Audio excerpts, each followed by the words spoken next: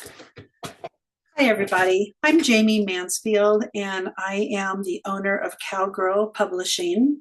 And I brought put together a presentation to share with you Publishing 101, helping authors pick the right horse. I wish I would have known all of this when I was beginning my publishing journey of my books, but I've learned a ton, and I want to share it with you because there's lots to learn about what's the best direction to go for publishing your work of fiction, nonfiction, what genre you choose to write in. So let's get going here. All right, introduction. Just like the Wild West, the publishing industry is exciting. Though the ride is thrilling and calls to those of us with an adventurous, brave, and persevering spirit, it can definitely be unknown, untamed, and even unruly.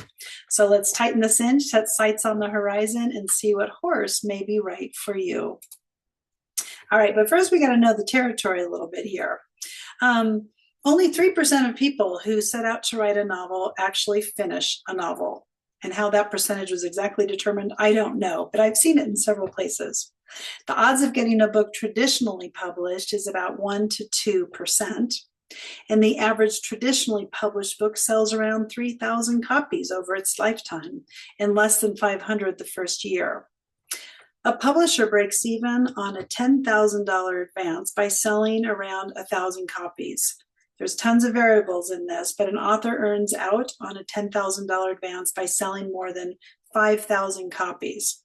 So less than 25% of books ever earn out their advance. So advances are wonderful, but it can be challenging to pay those out. So bestsellers, what's up with that? Well, an estimation is that a book has to sell at least 10,000 copies during the first week to have a shot at the New York Times bestseller list. So that's about 0.08% of books published in the US annually, which is about 300,000 books, makes the US bestseller list. So odds are tough. I'm going to try to move me out of the way here a little bit. All right, but there's good news. You are here, you're watching this, and most likely in that 3%, or you're well on your way, or you will be soon enough getting your book written.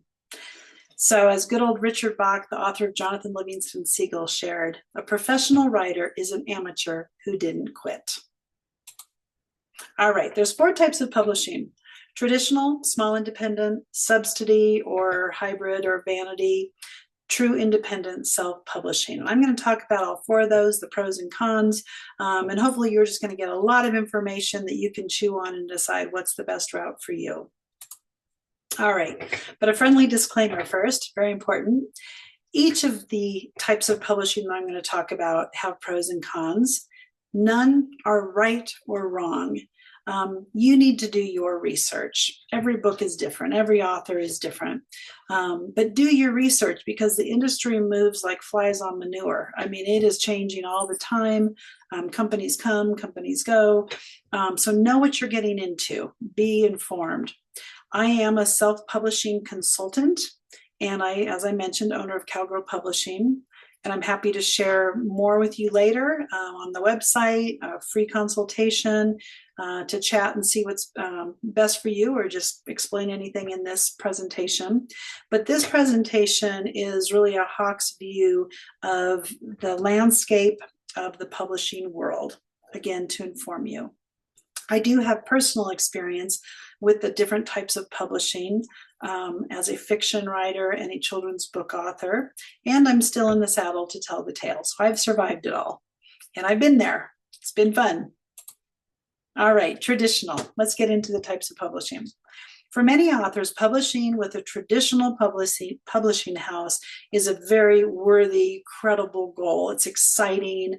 The industry has changed tons over the last 25 years in particular. There's been mergers, closures, acquisitions, you name it. Authors access the industry via agent representation. That's pretty much the norm. You can't really send in your manuscript and have it land on an editor's desk and have everyone run down the hall and clamor around the editor's desk these days. The big 5 are Macmillan, Penguin Random House, HarperCollins, Hachette, and Simon & Schuster. And there's also a lot of mid and small traditional houses as well.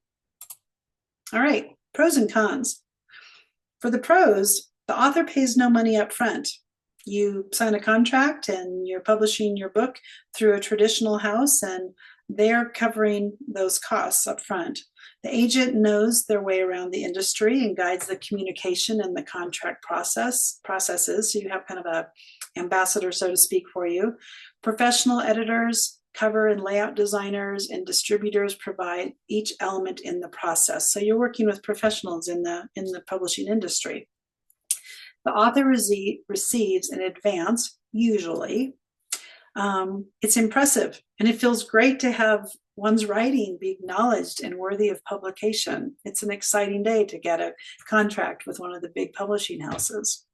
Now, the cons. There's a very low percentage to get a deal these days, 1 to 2%. The author does not maintain all the creative control. There's some editing control that can be lost, cover design, layout design. So you're not driving the ship in this case. The author loses some, if not all, of rights: copyright, sales, distribution, foreign, digital. And I'm going to talk more about this, but that's something you need to be really aware of. And it can take 3+ years to get published.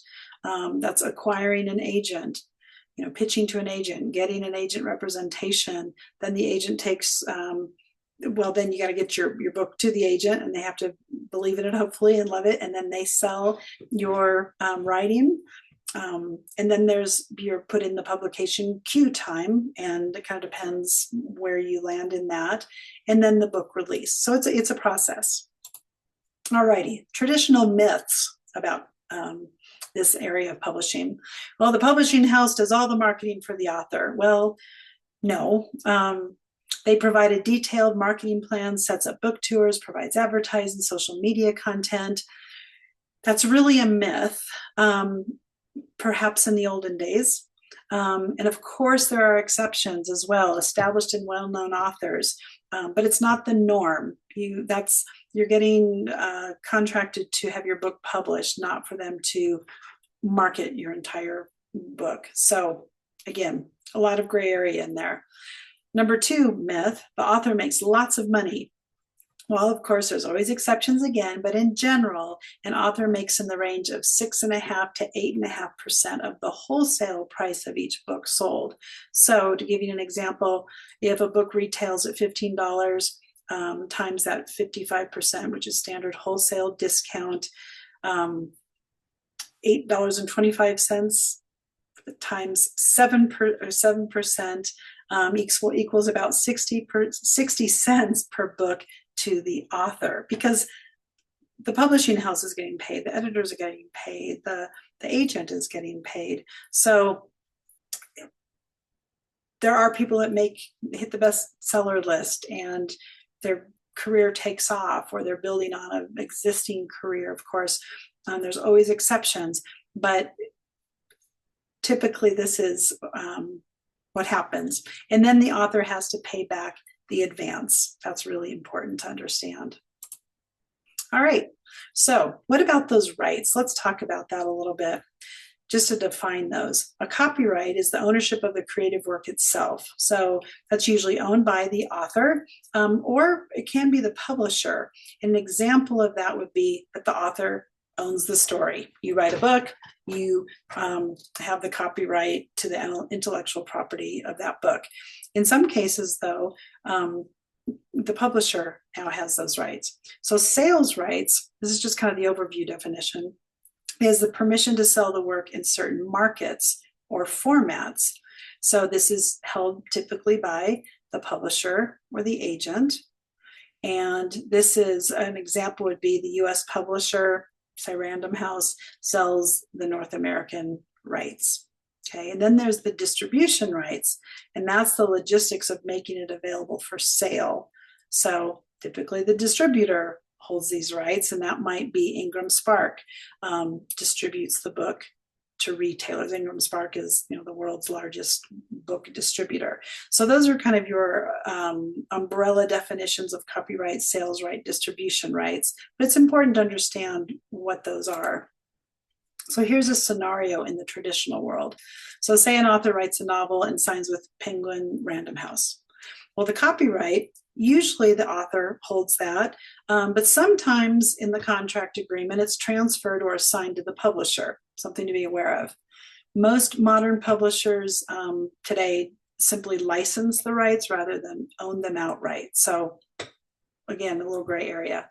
The sales rights, typically the publisher has these rights. The publisher is granted the rights to sell the book in specific territories and formats. An example would be they hold world English rights for the print, ebook, and audio book for the sales rights.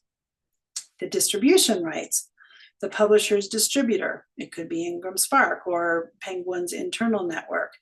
An example would be the distributor gets the book into the stores, libraries, online platforms.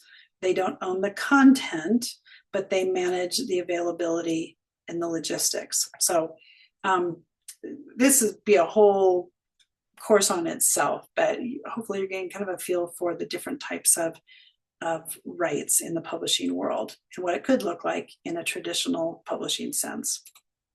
All right, small independent. So a small independent press is a publisher that's, well, it's small. And typically they publish 10 to 50 titles a year based on their resources. They typically their revenue is less than 50 million per year. It's all across the board. Small presses may specialize, however, in a niche market, often overlooked or ignored by a big publishing house. So and this is not a small traditional, this is a small independent house. Pros and cons. Well, a pro is they often do specialize in a niche market. Maybe it's poetry, children's, regional, Western, certain nonfiction, business, health, whatever, faith-based. So, on and on. They can be very passion-driven and focus on the creative vision and artistic merit of the book versus the profit. They typically provide collaborative editing with the author and offer support and attention. And the agent representation is not always necessary. Therefore, it's much more, these are more accessible to authors. Now the cons, and again, you got to read the fine print. They often split royalties, therefore hard for authors to make much money per book. No advance. The author may pay for some of the services or actual printing of the book. And when I say services, that's editing, design, cover design, interior design, etc. Author is responsible for all their marketing.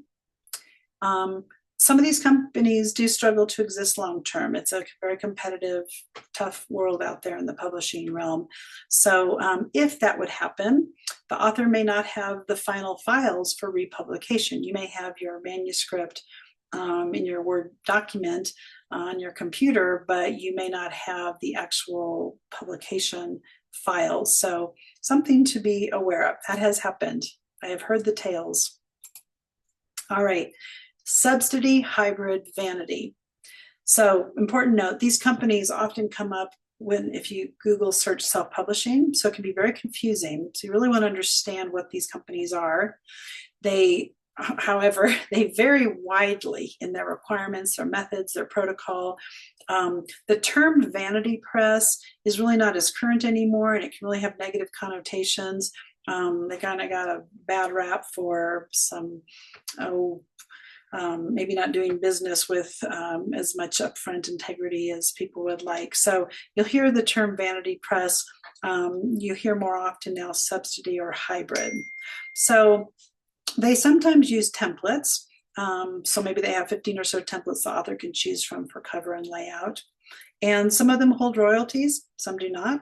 Some expect a sales quota, others do not. So it's vast and wide. This is definitely Wild West territory here. So you want to know what you're doing, who you're working with, what you've agreed to. Are they reputable? Do they have a lot of books published? What do they look like? And so lots to check out there. I mean, there's great companies as well, of course, but you just got to know what you're signing up for. Okay, and here's the pros and cons. So the author makes the creative decisions within offerings. Typically, you keep your copyrights. That doesn't mean all the rights. And it's a one-stop shop. Get her done. Cons, while you keep your copyrights, you typically don't keep your sales rights or distribution rights. The author pays for editing, design services, and printing, most likely. Pay for small revisions. If your book goes up and then all of a sudden you have some wonderful people at a book club telling you that you have typos, if you got to go in there and fix a few things, you are typically paying for those, so be aware. They make most of their money by increasing printing costs, and that can be up to 4 times. So here's an example. If a book costs $2.30 for a 120-page book with KDP or through Amazon, they may now price your book out to print at $9 for that same 120-page book. So when the author is buying those copies, they're paying more. Author signs a contract, so be informed. And the author usually doesn't work in close relationship with the service providers. And again, those are the editors, the designers. Again, there's always exceptions to the rule, but this is most likely the case. All right, now we're into true independent. So you can call it self-publishing, but it's really independent publishing. So with today's technology and access to all sorts of computer applications and online distribution sites, it's possible for the author to be their own publisher. So this is all new in our world now. So design apps like Canva and printing and distributing through Amazon's KDP, which stands for Kindle Direct Publishing, or Ingram Spark, which is the world's largest book distributor. They can really make self-publishing a reality now, true self-publishing. All right, so pros and cons. Pros, the author has complete control. The author keeps the copyrights, sales rights, and distribution rights. The author keeps 100% of the profits. Sounds pretty good, doesn't it? Revisions can be made at very little or no cost. The potential to make more money due to lower printing costs and keeping your profits. There's just people always say, do you make more being traditionally published or self-published? Well, let's keep going and you can come to your own conclusion. Utilize print on demand. So you don't have the big inventory, the boxes of books in your garage that cost a lot of money. So they can be printed one at a time. Cons. The author pays for everything up front. You're paying for your editing, your cover design, your interior design, your book inventory. And the reason there's an asterisk is, you always want to kind of start out with maybe 100 books for your launch party and to, sell to your eager family and friends and such. You're paying for an ISBN number. There is a free one you can get through Amazon, but typically you're purchasing an ISBN for $125 and et cetera. There might be, some upfront marketing costs and registering your book with Library of Congress, et cetera. So the learning curve is steep. As the author may not know the publishing system, mistakes can be expensive. If you don't work with a good editor, you might really regret that in the end. So you need to know what you're doing. The author invests a great deal of time to navigate the publishing process. So there's a big time commitment. And the author needs to find reputable and professional vendors for editing and design, or know someone that knows someone. The risk here is that you could end up with a very unprofessional product if it's not done well. So, how are we all doing? Head spinning yet? All right. So here's a scenario. Back to the rights, just to kind of demonstrate this. If you're publishing truly independent, say you publish a fiction novel or a children's book through Amazon, KDP, or through Ingram Spark. Well, the copyright, the author retains full ownership of the book and all the creative rights. The sales rights, the author decides where and how the book is sold. Do you want it on Amazon only? Do you want to use Ingram as your distributor and they have their global markets? And actually Amazon's almost global now as well. you're deciding where these are being sold, where your book's being sold. Distribution rights, Amazon and Ingram Spark. Author, here's an example. Author grants them permission to list it, to print it, and ship your book to retailers. That's one example. Or you can revoke this at any time by removing the listing. So you own the rights that you can make the decisions. You may be still using, obviously, a distributor. If someone walks into Barnes and Noble and wants to get your book, and Barnes and Noble says, well, we don't have it on the shelf, but oh, look, here it is in our Ingram Spark catalog. We can order that for you, and it will end up in the store here. So the rights area gets a little confusing legalese wise, but that's in a nutshell. Okay, so print on demand. Let's go back to that for a minute, just to understand what that is, because it's really, it's revolutionized the printing world in a huge way. So the author can order one book at a time. No more purchasing huge print orders and storing them in your garage. It's easy, it's cheap, it's usually free to make revisions. It's seamless and free to get into international distribution, which is pretty amazing. Your book can be, someone in Germany or Japan can buy your book. Now that's not the translated version, of course, but it's available. Authors paid royalties each month. It might be a little tiny check that goes into your bank account, but you're seeing things every month.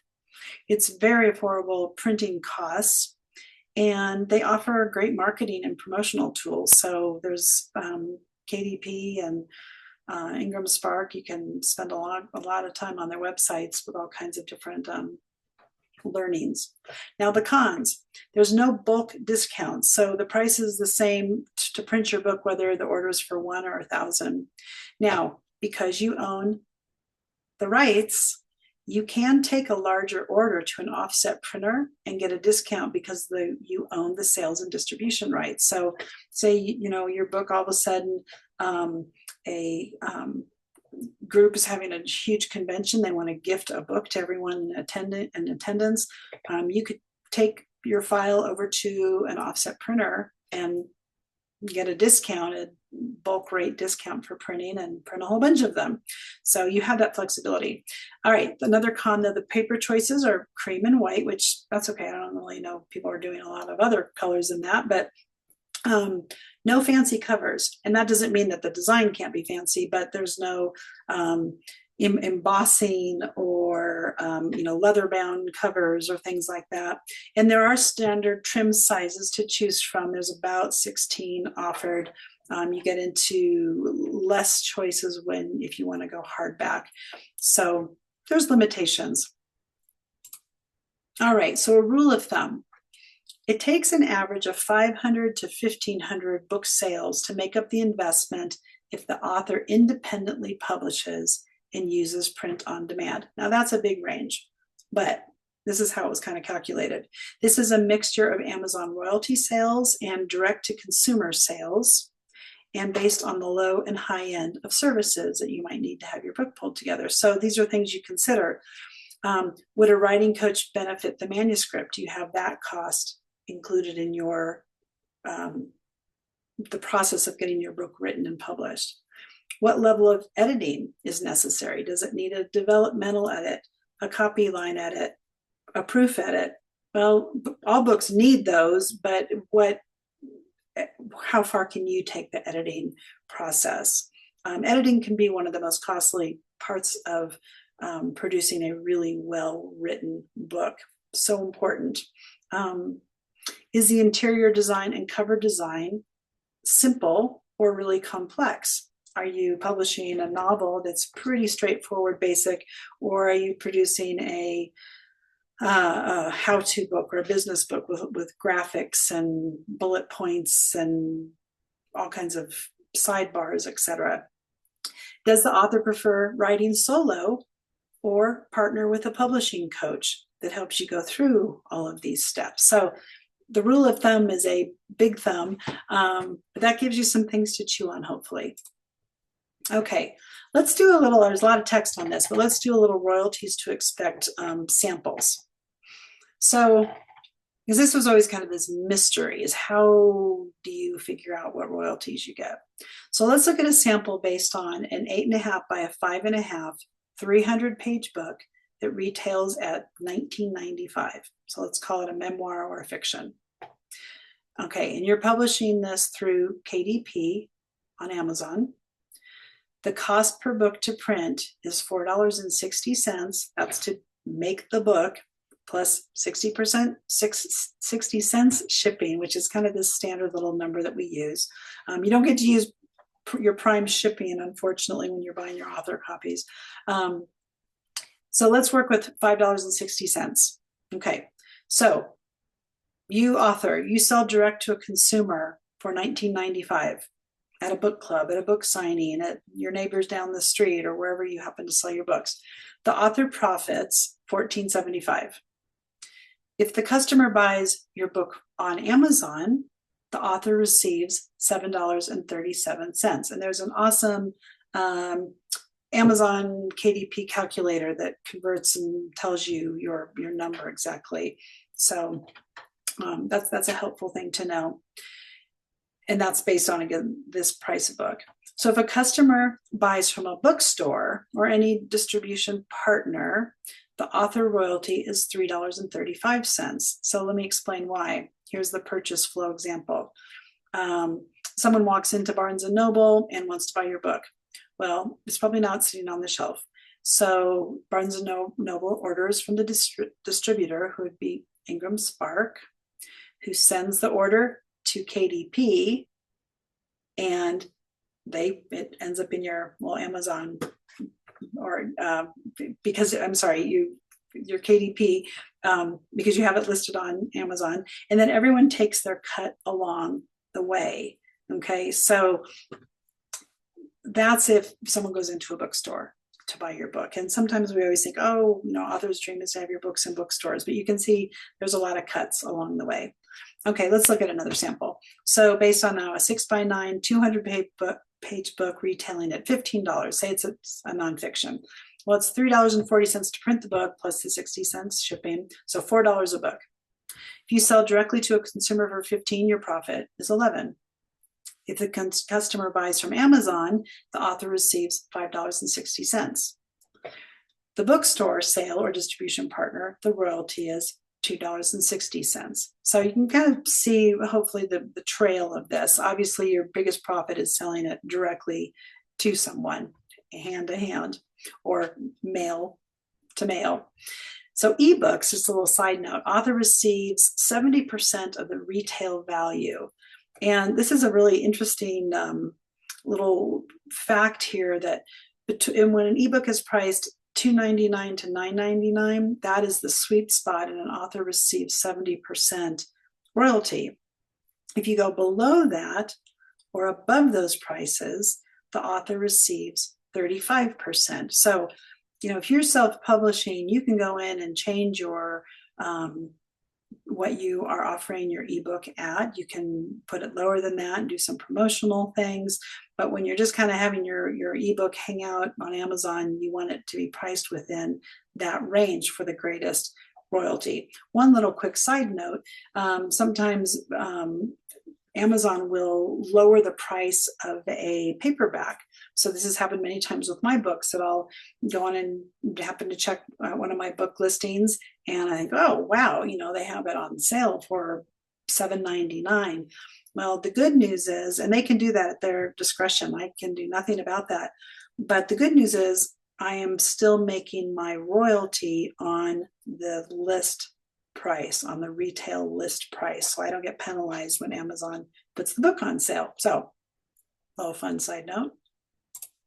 All right. So if your head isn't spinning around in circles by now, there's one more thing to consider. So we've covered the 4 different areas of publishing, and we kind of ended up with true independent. And if you happen to say, you know what, that's kind of what I'm interested in, I want to go that way, well, there's something just to be aware of.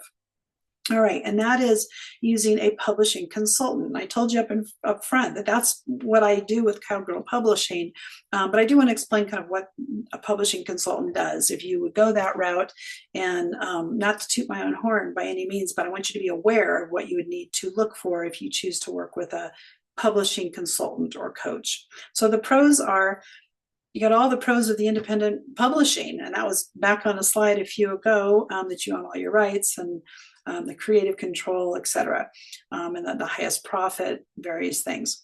Plus, a publishing consultant manages all aspects of the author's customized book project, from the editing, design to printing and distribution.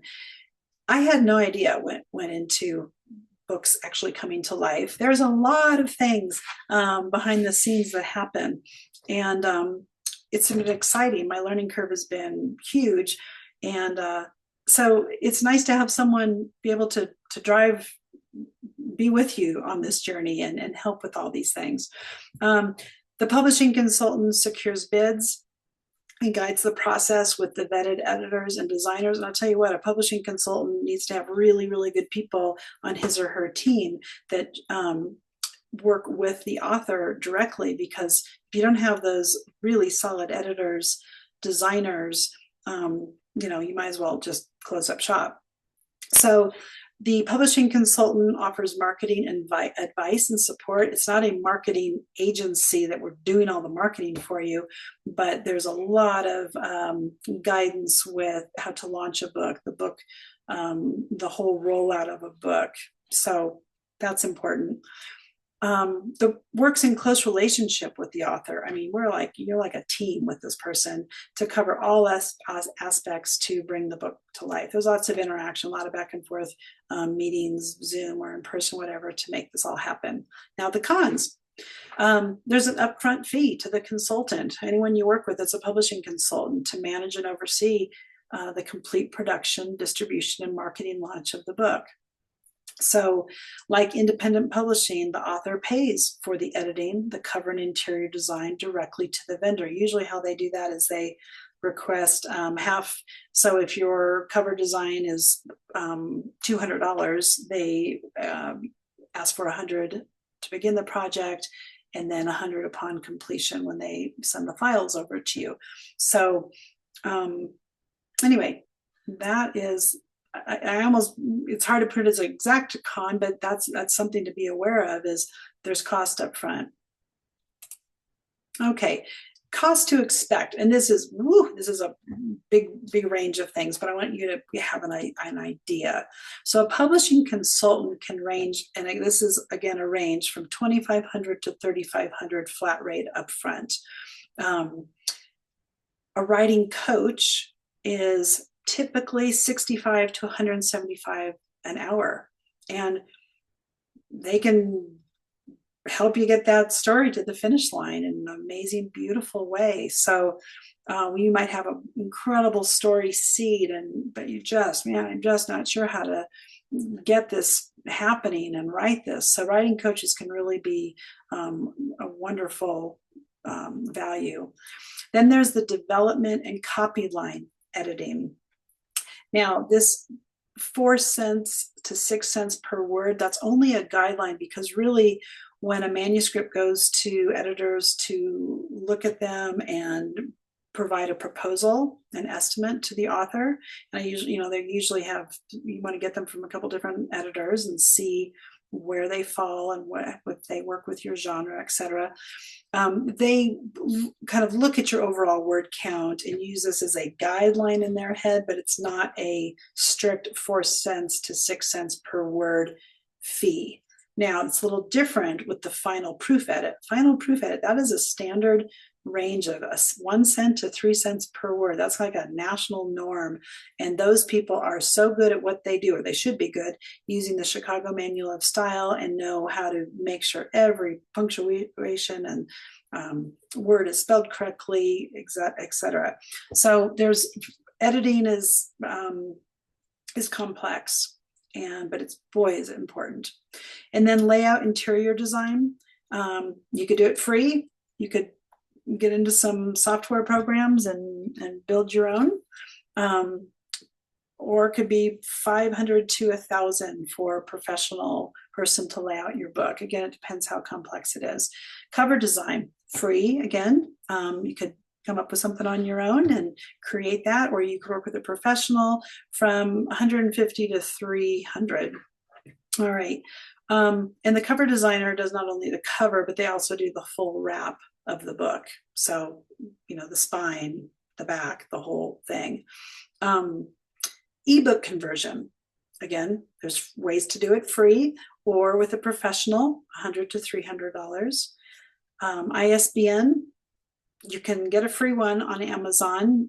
There's limitations to that because it shows that Amazon was your publisher, which you might not want to do if you're selling your book widely. Or it's $125 for one, or $295 for 10 of them. And those are the things the publishing consultant is helping you kind of navigate all that and where to go to get all that. And then the book inventory. Say your print cost is $2.30 up to $6 per book. Perhaps you want to start with 100. You can kind of do the math there. Now, keep in mind, though, of course, hardcover and color costs more. So all you children's book writers out there, I'm one of them. Your print costs, you run into higher print costs just because of the nature of those lovely picture books, etc. All right, so that's a lot, but it gives you kind of a taste. Okay, so Cowgirl Publishing, and this is, again, it's not a personal plug. I mean, it kind of is, but I want you just to know that if you are seeking a publishing consultant, I would suggest these things. Make sure that the author holds all rights and receives all royalties, that you're not working with, the publishing consultant doesn't need to have any of that. They shouldn't have that. So just be aware of that. Personally, I don't do packages because every project is so different. Each book is so different. Each author's needs are so different. So it's difficult to say, I want the gold package or the silver package or whatever, because anyway, there's just so many variables. So that's something to consider. No contracts. And there's an agreement, of course, with publishing consultants to make sure everyone's on the same page, but there's no set contract that if, for example, in my instance, if I'm working with you and we start to get bids on editing an example for you, and oh my goodness, the next day you hear that HarperCollins wants to sign you, well, if that's what you want to do, glory be to you, go for it. So, and that also protects the publishing consultant because, authors, obviously, we know we got to get things done. We got to get respond to editing suggestions, and there has to be two-way communication that works really well. And then make sure whoever you're working with works with very highly professional editors and designers, and they should always encourage you to talk directly with those editors and publishers and designers and be on the Zoom calls and know who you're working with and be able to see examples of their work on their websites or what have you. So that's a publishing consultant for you. All right, so I'm ending this presentation with a gift that I have for you. It's a PDF download of Code of the West for authors. So I've taken the old wonderful Code of the West that's great wisdom to live by and put a twist on it for authors. So that is available to you. Need to get your email. If you're watching this on my website, then plunk in the contact me and or sign up for a free consultation. I'd love to chat with you about your specific project. I also have information on the site about writing retreats and author hideaways at the Wyoming Ranch where my husband and I live. So it's been a pleasure. I hope, I know this was a lot, but I hope you have gleaned a lot of information that will help you pursue the best publishing option for your writing and your writing goals. So I thank you again. Again, I'm Jayme Mansfield with cowgirlpublishing.com, and I hope our paths continue to cross as we pursue this wonderful passion that we have of sharing books. So thank you, everyone. Have a wonderful day. Take care.